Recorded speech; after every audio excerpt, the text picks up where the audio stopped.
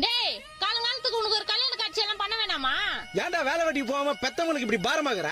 நான் எங்க பாரமாக்குறேன்? வீட்டுல ஒரு ஓரமா தானே இருக்கிறேன். டேய் நீ ரொம்ப பேசுறா. ஆமாங்க. என்ன நீங்க குழந்தையா இருக்கும்போது என்ன கொஞ்சீங்க, வளர்ந்து பிறகு இப்ப கொலைக்கிறீங்க? எதுக்கு தான் இந்த உலகத்துல என்ன பெத்தீங்களோ? எதுக்கு பெத்தீங்க முதல்ல? என்ன எதுக்கு பெத்தீங்களா? பிறந்து 3 வயசுல பால்வாடிக்கு போக கஷ்டமா இருந்தது, உண்டு கொடுப்பாங்க. பால்வாடி முடிஞ்சதும் ஸ்கூலுக்கு போக கஷ்டமா இருந்தது, ஸ்கூல்ல நல்லா படிச்சாதான் காலேஜ் போக முடியும். அப்புறம் காலேஜ் போக கஷ்டமா இருந்தது, காலேஜ் முடிச்சதா நல்ல வேலை கிடைக்கும். இப்ப வேலைக்கு போறதுக்கு கஷ்டமா இருக்குது. அதுக்கப்புறம் நான் சொல்லுவேன், வேலைக்கு போனாதான் கை நிறைய சம்பாதிக்க முடியும், அது கஷ்டப்படணும்.